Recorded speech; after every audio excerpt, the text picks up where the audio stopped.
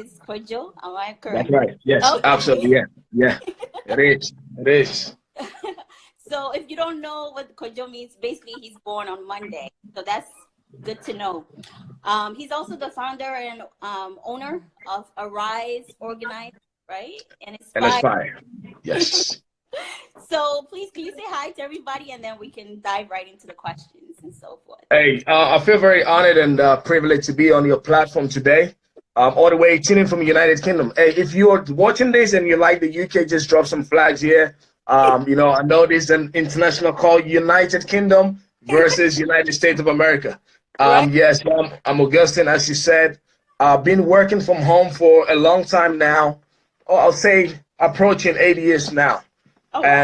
And born in Ghana, raised in Ghana, but I moved to Italy early age 2003.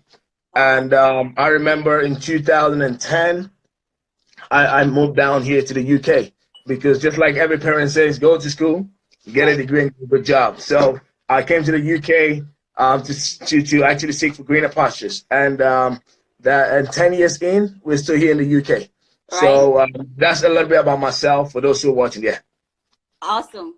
So we're here because, we're all kind of experiencing this coronavirus situation, and we feel that you have a lot of insights to provide us. Some people gave me some questions yesterday, and please feel free if you have something urgent you want us to talk about, write it down for us. But the first question I received that Augustine people want to know, what is your career, or what is your job, and what is your responsibilities? If you could give us a brief overview. Wow, that's big. For me, I don't even call it a job. I call it a lifestyle, okay? Because I've always wanted to live full time. I don't want to be labeled for a job. Because I had this quote from Steve Harvey one time. He said, your career is what you pay for, but your gift is what you're made for. Right. All right? And that's what I live by. I live by fulfilling my gift by a label on a job or a career. So what do I stand for? I stand for, empowerment. I'll say I stand for seeing people living full time, because I believe that we are here for a season, but you're going to live full time. So what do? I'll say I'm a global entrepreneur. I'm a visionary entrepreneur. And whatever I see and I touch, multiplies. So I make sure that people have different sources of income. And I make sure that I show people the blueprint attached to their problem and provide solutions. So that's what I do. I'm all about making sure that people are well equipped with the latest information, and most importantly, are really aware of what the social life that we're living is going on, and just empower people to do better. Right. That's what I say I am about. Yeah. Fantastic. Well, thank you for that. We're going to dive into basically what you said, empowering people. So for the people on our platform and myself, we want to know, what are the benefits or some of the challenges that are associated with what you do? Hey, the benefits associated with what I do is life gets changed. All right. And the challenges, I believe that there isn't much of a challenge, because challenges are what you set for yourself in life. And there's obstacles because you learn different things, but then again, challenge is what you believe is a challenge, because I believe that every challenge, somebody's already overcome it. So with what I do, the benefit is we teach people how to multiply their money in a financial market, the largest financial market of the world. And most people are aware, some are not aware, and that's what we do. The challenge is you, okay, because there's everything is in place for you to win. So there isn't much of a challenge until the one that you set for yourself. That's what I believe. Okay. So, we had an opportunity to look at your profile, and we saw a lot of things there. Traveling, we saw you taking pictures, Ghana. Yeah. I mean, you were all over. And one thing that came to mind that a lot of people want to find out, we saw this common theme, something about residual income. What is that? And I guess, what does that entail? How can we get involved? We want to be like what you're doing. I love it. It's quite amazing that you mentioned residual income. Now, I've got some books here. I decided to bring some books here to educate the people. So you're watching, you probably want to know more about finances. You're probably looking at this situation, this time and you want to really learn more, some people, you can get your books called The Cash Flow Quadrant by Robert Kiyosaki. And residual income, most people call it royalty income. Okay? Most people say, okay, let's give an example. Okay. Michael Jackson died so many years ago, but Michael in his grave still get paid. Right. Okay? Now, you may be wondering, how is he getting paid? He's getting paid because he sang a song one time, but the song still get played over and over and over and over and over again. So once you do something one time, so we have people like Otis. Let me put an example. The gentleman here probably wrote this book one time, published it one time. Right. But every single time somebody is buying this somewhere across the world, and he's getting paid residual income. So residual income is different from what you're currently getting paid at your job. Now, your job is what we call linear-based income. What is linear-based income? When you clock in, you get paid. When you stop clocking in, you don't get paid. Right. But residual comes in once you've done a certain specific amount of tax over. It could take 1 year, it could take 2 years, but guess what? You're gonna get paid for a lifetime. Even on your sick bed, you still receive residual checks month after month, year after year. So that's residual income. Okay. Okay. So I guess if we're going along with what you mentioned, people are curious to find out, do you think that the COVID-19 has impacted your career? And if it has not, or if it has, in what areas can you explain to us? So you're talking about what I do or their career? I guess you can take it either or. It's up to you. Okay. Well, for me, for where I stand in with COVID-19, it hasn't affected me in any way as we stand right now. The reason being is, and I believe that we live in a society that people wait for things to happen before they move. All right, people wait for, oh, it just happened. But I believe that my mom always tell me, you've got to really learn the mindset of an ant, all right, or the mindset of a farmer. A farmer plants and just waits for harvest. Okay, the farmer doesn't plant when there is rain season. They plant before rain season. Okay, now the ant doesn't look for food when there's rain season. The ants look for food during the dry season, right?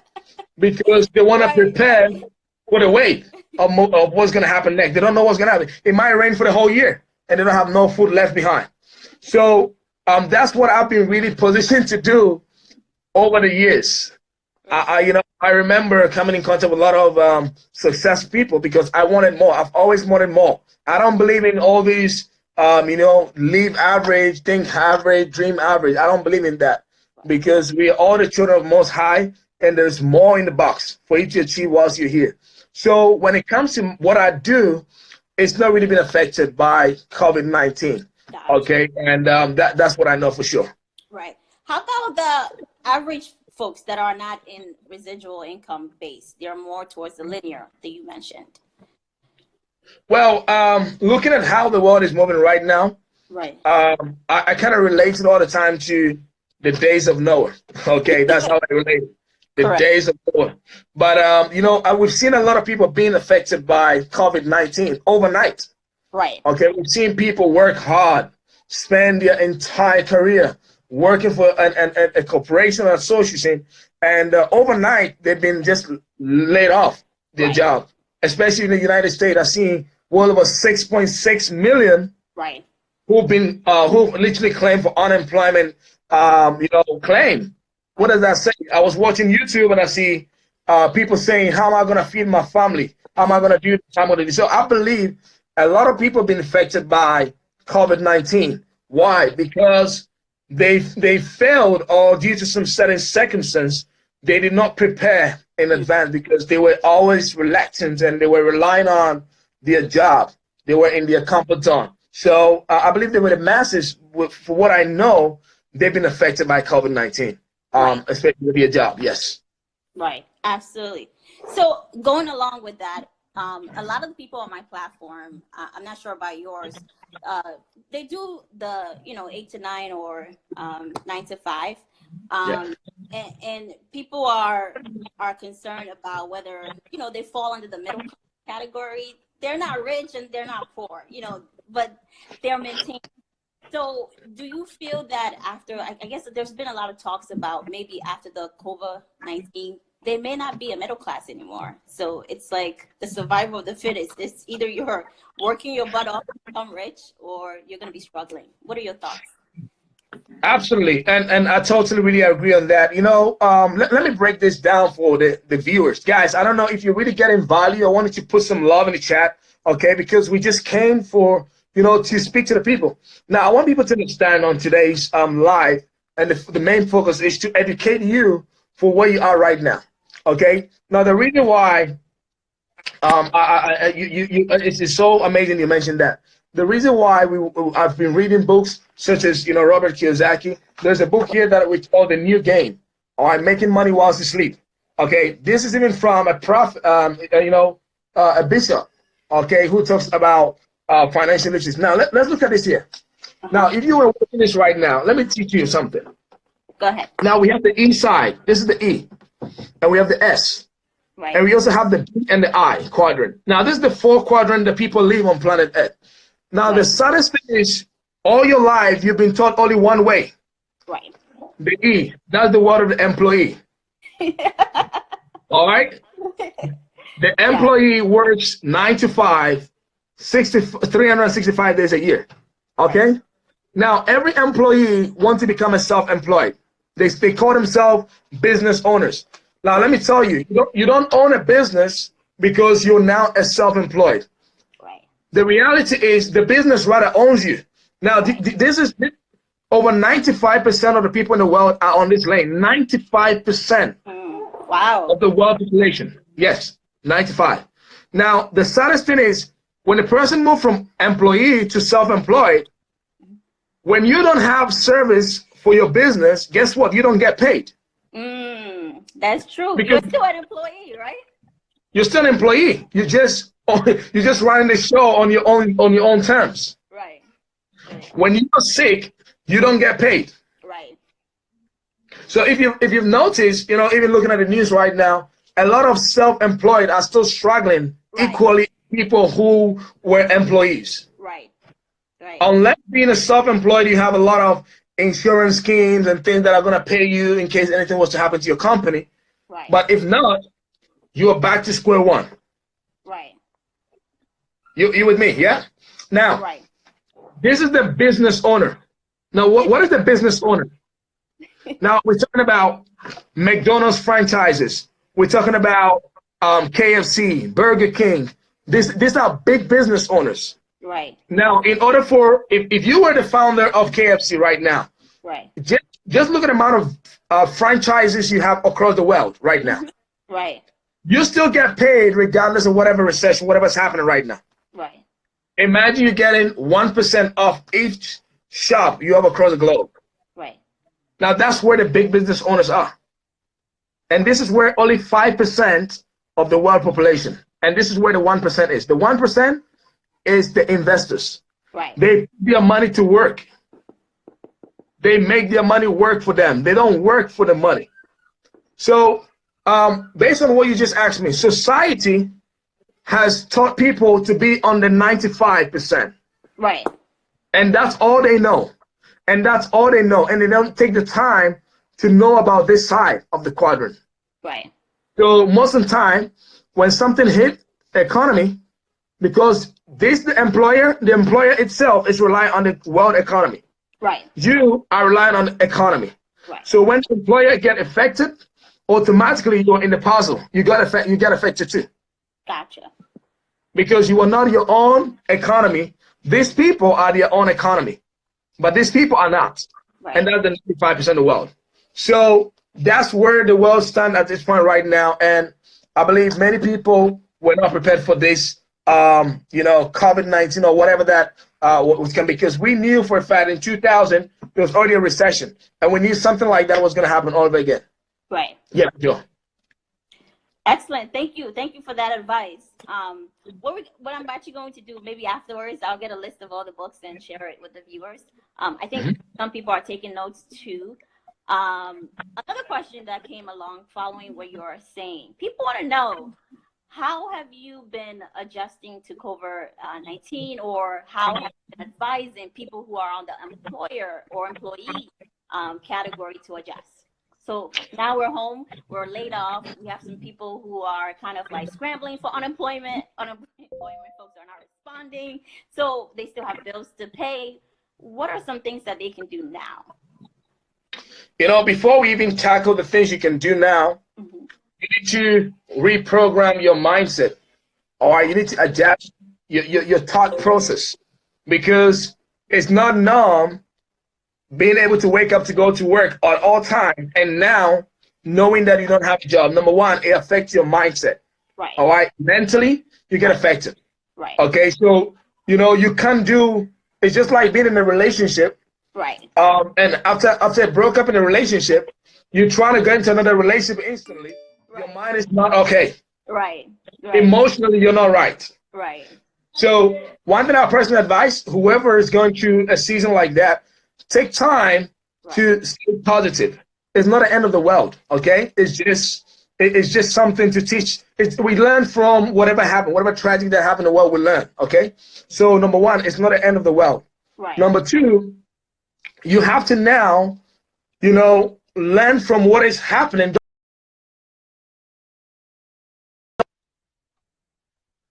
Right. Can you hear me? Can you hear me right? Yeah? Mm-hmm. So you got to take it as a positive stepping stone. Is it good? Is the network good? Yeah, I think it's good. Sometimes it goes in and out. That's okay. That's okay. All right. Taking it as a positive stepping stone, where you now need to find a skill set. Now, what is a skill set? Let's look at a skill set. A skill set is something that nobody can take from you. Right. Not your employer, not the government. It's your skill. But we have levels to different type of skill set. Right. So let me put it this way. If you had a skill set of a mechanic, okay, you're a mechanic. Right now, you can't do no mechanic job as a skill set. Correct. Because you've been locked down. Okay. Number two, if you had a skill set of, you know, a dentist, you might not be able to go and fix people. Right. Yeah. So you got to look into different skill set. Multiple skill set can help sometimes give you a balance. There you go. And what I would really recommend people now what to do, and I can only speak for what I do, that I look at what the wealthy do. I don't look at what the upper majority do. I look at what the wealthy do. Okay. You know, right now, a lot of people who are getting affected are people who don't look at what the wealthy do. The wealthy is not that affected. Donald Trump is not struggling. No. He doesn't struggle. No. Bill Gates is not crying. No, not at all. Like, they will talk about COVID-19, but financially, they're not struggling. No, they're not.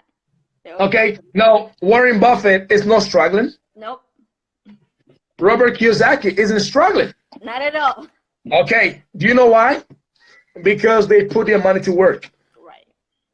So it's okay to have a job, but it's not okay to have a job mentality, because most people could have put in their money to work. I had somebody put, is it a good time to invest in stock? Okay, to buy stock. Okay.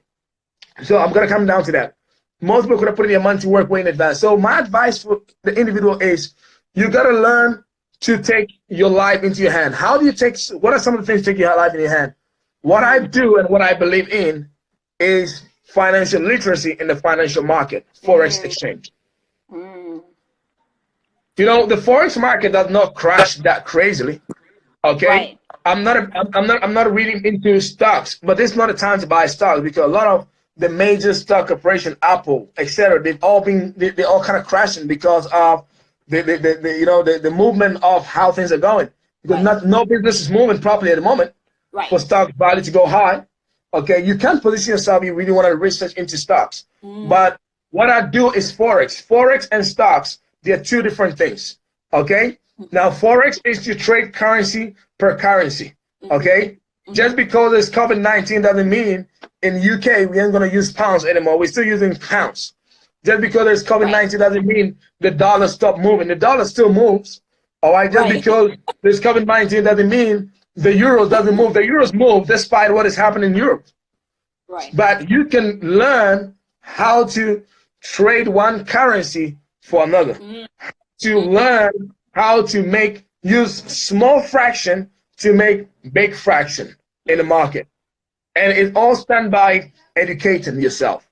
So, or you can, sorry? Can you give us an example by that where you can trade now versus maybe buying a stock? Well, as I said, when it comes to stock, I'm not really a big fan of stock.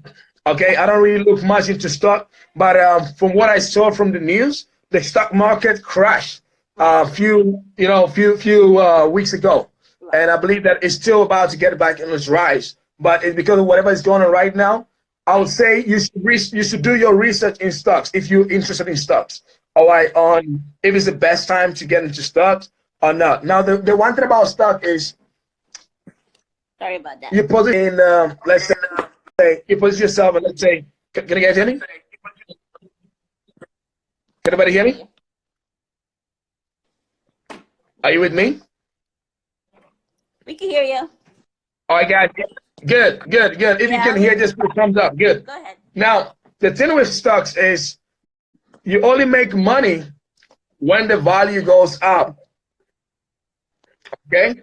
You only make money or whatever, from what I know. You only make money when the value goes up. The thing with Forex is you make money when it goes up and when it comes down. So when the US dollar is dropping, guess what? You can still make money. Right. When the US dollar is gaining profit, is gaining strength, you can still make money. So you make money in both ways. You don't get affected sideways. When it goes up or comes down, there's still money being flow in your bank account, as long as you know what you're doing in the market. Right. So I have a good question for you. So somebody shared this with me. They want to find out from you. Do you think it's sufficient to have an emergency fund? So before COVID-19, what we used to do, or what I would say average people like myself would do, we would save maybe $1,000 in our savings account here and there, planning for different things. You know, if people are getting married, if people are, trying to buy something for their kids, or they want to go to vacation somewhere, you start saving some money in your account. You earn like 0.12% on it. Yes. And there's an emergency fund. Do you think that's sufficient? Or how do we change our mindset around this emergency fund thing? Listen, people have been programmed to have emergency fund. What is an emergency fund? Like, what is an emergency? Okay, now, you can have what we call raining days fund. It's good to save. It's okay to have some money. Okay.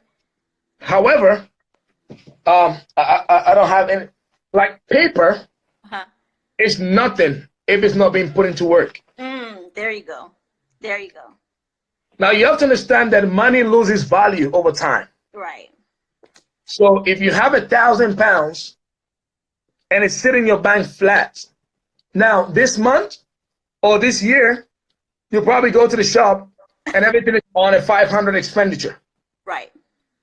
Next year, what do you bought 500 cost 1,000. So it loses value. Right. So if your money is sitting in the bank flat, remember, first of all, the bank is using the money for you. Do you know why? Because you don't know how to use it. Okay, you don't know how to use it. So it's okay to have emergency money. Right. But it's okay to put your money to work. Look, the mentality with people is they've been programmed to work for money. That's what you've been programmed to do. And go build a house in Ghana, right? Or Nigeria. Go build a house in Ghana. Right. That's not the only investment. They say, for lack of knowledge, my people perish. Right. People been told to do a certain thing a certain way, and they don't change their paradigm to do things differently. Just because you were told that you can write with your right hand doesn't mean that you can't try with your left hand and see if you can write with your left hand too. Right. So the question again was, is it okay to have emergency? Yeah, it's good to have emergency fund. But my best advice is you want to put some of your money into investment that your money will multiply. The reason why many people get stuck is because they don't know any further way to multiply your money. So you go to work, you make money, you put your money to pay your bills, etc., etc. Right. You go back to square zero, or you have an extra 200 to put in emergency fund, right? Right. But when something happened within a short space of time, guess what? You go and take that 200 or 1,000, and you're back to square zero. Right. So now you want double shifts at your workplace. Now you're doing overtime. Now you're killing yourself for the money because your over money, okay, your over money you already have is already gone. That's a good You were calling an emergency fund, so every little thing that happens, you're attaching it because of emergency. Right. That's a good point. But what if, catch this, what if you had money in different investment and you still had an emergency fund, even though you've touched the emergency fund, you're still highly confident that worst case scenario, if COVID-19 or COVID-20, whatever should happen, you still have money elsewhere. You are secured. Your money is being multiplied and you don't panic. Right. You know, a lot of this panicking going on around right now, it's not just about COVID-19. It's financial. It's financial panic. Yes. Right? So best advice is, yes, have money in your saving, have money in your emergency. That's good. But remember that your money also needs to work for you. Your money needs an assignment. Your money needs to be the slave. You don't have to be the slave to the money. That's a good one. That's a very good one. So, okay, Augustine, we have another question for you. I have a very interesting one. But before I ask that one, going along with what you're saying, do you consider 401ks or even owning a house an asset, or is it that a liability, or do you feel like a 401k is something that people can pull from during this financial difficult time, or should they not pull from that money? That money needs to be pulled already by now. Because I don't know much about a US 401k. I hear it because I have a lot of US connections, and they talk about 401k and people putting their government tax scheme, whatever, on there as a survival mode. Look, the only survival is what you create for yourself. Right. Okay. And I give this analogy most of the time. If I was to come to your house today and you prepare a delicious meal, guess what? You decide how much you're going to give on my plate. But if I was to go to my own house and cook my own food, I can eat the whole bowl without any restrictions. Exactly. So taking control of your life is important. The 401k, you've got to put the money to work now. Right. Because the money is not doing nothing for you right now. Right.